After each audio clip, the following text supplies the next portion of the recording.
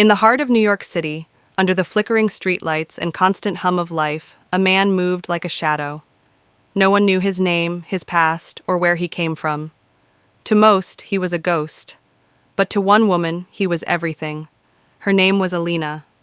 She was elegance and light, working as a barista by day and an aspiring dancer by night. He first saw her at a quiet cafe downtown, where she served him a cup of coffee with a smile that carved itself into his soul. He returned the next day and the day after, each time speaking just a little more, laughing a little louder. She told him about her dreams, her struggles with bills, the weight of survival in a city that cared for no one. He listened, and he fell. He knew love wasn't supposed to hurt, but loving Alina made his chest ache. She deserved the world, but the world had given her so little. And so he made a decision, one that would seal his fate. Over the next 6 months, he planned one of the most daring heists in U.S. history. A flawless blueprint formed in his mind, the private vault of a billionaire real estate mogul, protected by biometric locks and an AI security system. The job required patience, precision, and an absolute absence of fear. He had all three. The night of the heist, he moved with a ghost's silence, disabling systems, bypassing lasers, cracking codes. It was not greed that guided him, but something far more dangerous: love. By dawn, $50 million in untraceable diamonds and cash were gone without a trace. 2 days later, Alina received a duffel bag on her doorstep, heavy, filled with wealth, and a note inside that read, "You once said the world never gave you anything. Now it has. Disappear. Live. Dance. A." She was shocked. She cried. But she took the bag and vanished from the city. The man, meanwhile, was already on the run. His image briefly flashed on security cameras, but no name came up. Facial recognition failed. Authorities called him the Phantom Lover. Within a week, he was caught in a fluke, a routine patrol near a train yard. They interrogated him, beat him, but he said nothing, not even his name. He was sent to Blackridge, a maximum security prison designed for the worst of the worst. No one had ever escaped. Until him. 3 months in, he faked illness, manipulated a guard, and used a violent prison riot to vanish once more into the night. His face never appeared on news again. Alina, too, was never found. Rumors spread that she was living in Italy or Bali or somewhere in the French countryside, always dancing. To this day, the man's true identity remains unknown. Law enforcement calls him a criminal mastermind. Some call him insane. But others? They whisper that he was just a man in love, willing to risk everything for a woman who once made him smile on a rainy afternoon. And somewhere, perhaps watching her dance under a new name, he still loves her. In silence, in shadows, and in freedom. Rain poured that night, the kind that makes the city feel colder than usual. The man had just left Alina's apartment, the duffel bag now in her hands, her eyes wide with disbelief and confusion. Disappear, live, dance. That was all his note said. He had disappeared into the dark before she could speak another word. Hours later, sirens screamed through the air. He was arrested on the corner of 14th Street, walking calmly through the mist, as if he had been expecting them. Armed federal agents swarmed him. No resistance, no fear, just silence. They stripped him of everything. No phone, no ID, no fingerprints on any record. Just a calm, well-dressed man who spoke only once during processing. "You have nothing," he said, "and I have no name." The media caught wind of the case within days. The Phantom Lover heist dominated headlines. A man had stolen $50 million and handed it to a woman who, by all accounts, no longer existed. Alina was gone, not a trace. No security footage from her apartment. Her workplace cleared out. Her name? Likely fake. Inside the prison, the whispers started first. She turned him in. She took the money and ran. She used him. Even the guards muttered it behind closed doors. FBI agents leaned closer during interrogation, trying to break him. She set you up. You realize that, right? She knew the timing. You handed her the money, and suddenly we had your location. Still, he said nothing. In truth, even he wasn't sure anymore. Had she betrayed him? The thought gnawed at him during sleepless nights in his cement cell. She had looked at him with tears. Yes, but were they real? Did she know the agents were coming? Had she made a deal? Weeks passed. His name never surfaced. Authorities grew increasingly desperate. No past, no relatives, no prints. Whoever he was, he had erased himself long ago. Meanwhile, Alina's story became legend. Some said she was last seen boarding a plane to Morocco. Others claimed she'd been spotted at a ballet studio in Vienna. Rumors swirled, none confirmed. And still, the man waited in silence. One night, a package arrived at the prison, no return address. Inside was a single photo, a ballerina dancing under soft lights in a European theater. The woman's face was hidden in motion, blurred just enough to escape identification. He stared at the photo for hours. Was it her? Was it guilt? Or was it a cruel game? The prison warden confiscated the picture, and the man never asked for it back. Something in him shifted. The silence that once protected him now turned inward, becoming a wall. He stopped eating, stopped responding. His cell became his only world, but the whispers never stopped. She planned it all. She wanted the money and used a fool. He never had a name because he was just a pawn.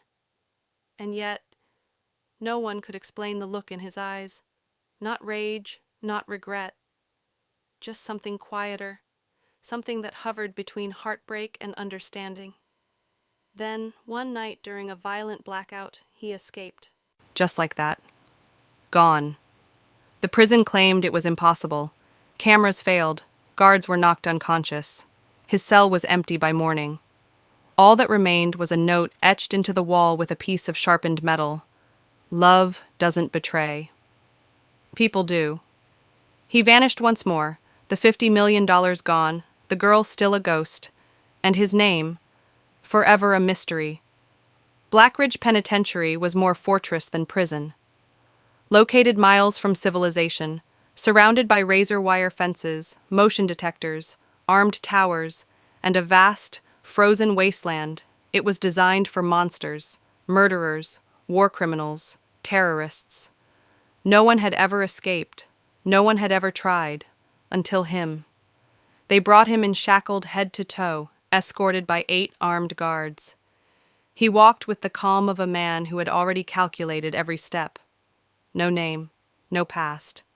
Just a smirk that unsettled even the warden. "This isn't some fairy tale," the warden told him as they locked him in solitary.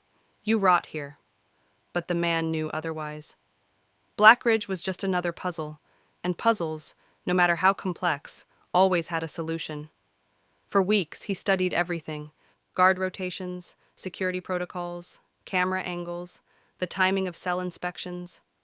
He watched the guards who were bored, the ones who were cruel, and the few who could be broken.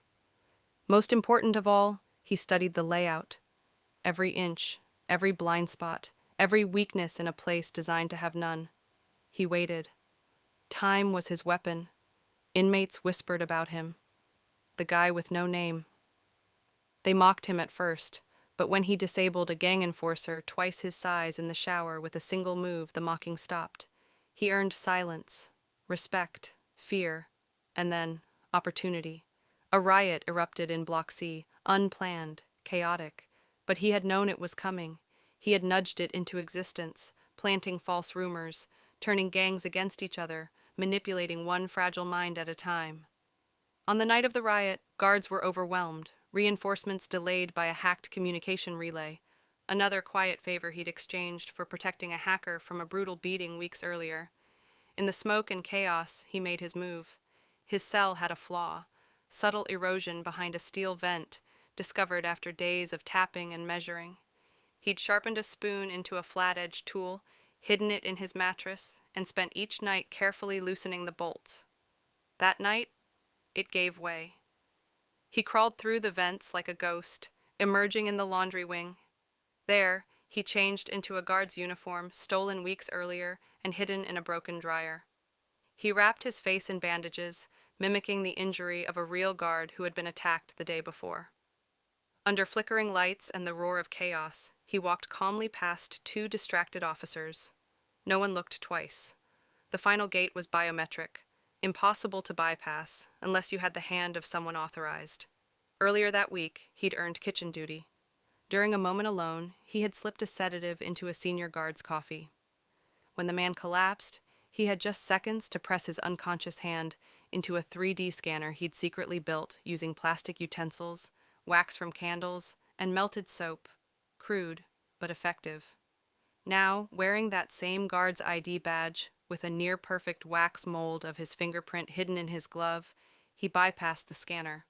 The gate opened. He stepped into the frozen wilderness. No one had ever survived the cold, but he had hidden a snowmobile 2 months prior, delivered by drone in disassembled parts and stored in an abandoned drainage shaft during a work crew assignment. Within 20 minutes, he was gone, vanished into the storm. By morning, the warden stood at his empty cell, seething. He planned this from day one. A search was launched, satellites scanned, borders locked down, but he was a ghost once more. His legend only grew, the nameless man who walked into hell and left it behind. And on the wall of his empty cell, carved beneath the vent, were 4 words: "Love is the key." Snow fell softly on the Alps as the man stood alone on a ridge, overlooking a distant village, flickering with warm lights. Somewhere down there, perhaps, was a trace of her. Or perhaps nothing at all.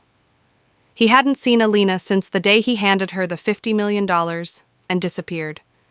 Now, after escaping Blackridge, the world was hunting him. But he wasn't running just to survive. He needed answers. Was she ever really in love with him? The question echoed louder than the helicopters chasing him. Law enforcement had made his capture their top priority. He was the man who outsmarted billion-dollar security systems, vanished from a supermax prison, and walked away with a fortune. His photo, grainy and unclear, was plastered across every screen. Facial recognition systems swept airports. Border patrols doubled their checks. But it wasn't just the law on his trail. The underworld had taken notice too. The money he'd stolen didn't just belong to a billionaire mogul. It had threads tied to criminal syndicates, offshore accounts, and dirty deals. The kind of people who don't ask questions. They want their money back, or blood in return. A bounty was placed on his head. $5 million, dead or alive. And still he searched for her. His journey took him across continents: Zurich, Istanbul, Buenos Aires. In every place he followed cold leads, names on envelopes, vague sightings. Once, he found a ballerina named Alina in a Barcelona studio. Same eyes, same smile. But not her. Or maybe she simply didn't want to be found. He began to question everything. Had she been working with them all along? Had the tears been an act? The way she'd vanished, no hesitation, no mistake, was almost too perfect. Her entire identity had dissolved like smoke. Even the apartment she lived in was registered under a fake name. Her records ended years before they met. Still, he couldn't let go of the memory of her laughter, the way she'd told him, "You make the world feel lighter." One night, in a rundown cafe in Prague, a message reached him. A stranger, mid-50s, scar over his left eye, slid into the booth across from him. No name, just eyes that had seen too much. He passed over a folded piece of paper and said, "She's not who you thought, but she wasn't lying." Then he left. The note was simple: a name, a city, a date from 5 years ago. The man dug deeper. The woman he'd known as Alina had once been a dancer in a traveling company. She had disappeared after her partner, a known con artist, was killed in a car explosion. Insurance scam, they said. No body found. That was her first vanishing act. And yet, in every version of her story, he found one common thread: escape. Was she running from something, or playing everyone? One evening in Venice, while hiding beneath a mask at a crowded carnival, he saw her. She stood across a canal, dressed in red, laughing with strangers, twirling under lantern lights. His breath caught. She turned slightly, her eyes scanning the crowd, as if sensing him, and for the briefest moment, their eyes met. No words, just silence. Then she vanished into the crowd. By the time he reached the spot, she was gone. Again. But on the bench where she had stood, folded under a wine glass, was a napkin. On it, "If I didn't love you, I wouldn't still be running." Now he knew. The chase wasn't just them chasing him. It was also him chasing her. Not for justice, not for revenge, but for the truth. And maybe, just maybe, for love. He had no name, no family, no fingerprints on record, no past. He was a phantom stitched together from whispers, blurry photos, and speculation. Authorities around the world knew what he had done: stolen $50 million, handed it to a woman, escaped the most secure prison in the country, and vanished. But who he was remained the greatest mystery of all. Interpol, the CIA, Europol, and even private intelligence networks had tried to unmask him. Facial recognition turned up no matches. Retinal scans failed. Voice samples returned inconclusive. He left no digital trail, no social media, no school records, no traceable banking history. The world called him many names: the phantom lover, the ghost, the nameless man. Every country had its own version of his story. In Paris, he was said to be a former spy who went rogue for love. In Tokyo, they believed he was a master thief trained by monks in the Himalayas. In South America, he was a rebel hacker turned romantic outlaw, legends blurred with fact. But one truth echoed louder than the rest: no one had ever risked so much or disappeared so completely. What made him different wasn't just the heist or the escape. It was the motive. He hadn't done it for wealth, power, or revenge. He had done it for love. A love the world wasn't even sure existed. The girl, Alina, remained as elusive as he was. Despite rumors and scattered sightings, she was never officially identified. The money was never recovered. Together, they became a myth. But myths have power. Years passed, and the story grew. Movies were made, books were written, journalists dedicated careers to finding him. Yet, none came close. Every now and then, a lead would surface, a man matching his vague description seen in Morocco, or a woman with Alina's face dancing in a shadowy theater in Argentina. But they always slipped through like smoke. A retired detective in Berlin once claimed he almost caught him. "He was standing at a train station," the detective said. "Black coat, gray eyes. I knew it was him, but I blinked and he was gone. Like he melted into the crowd." Another theory suggested he was dead, that he and Alina had faked their final escape together, leaving the world behind forever. But that didn't explain the occasional footprints he left behind: coded messages in forgotten corners of the internet, strange security breaches that left no trace, and street cameras that caught the same shadowed figure walking just out of focus. Some believed he was still watching Alina from afar, that he couldn't let go, that even as the world hunted him, he was always just one step behind her, or ahead. He had become more than a man. He had become a story. And in that story, he had power. Power to terrify billionaires, to embarrass governments, to remind the world that even in an age of endless surveillance and control, one man could still vanish. One man could still choose love over logic, freedom over fear. Then, one day, years later, a letter arrived at an old journalist's desk in Rome. No return address, no fingerprints. Inside was a single photo: a man and a woman, silhouetted by a sunset, standing at the edge of a cliff overlooking the sea. On the back, handwritten in clean black ink: "You don't need a name to be remembered. You just need to mean something to someone." The journalist looked up and smiled. The ghost wasn't gone. He was just free. And somewhere, out there, love still danced in the shadows.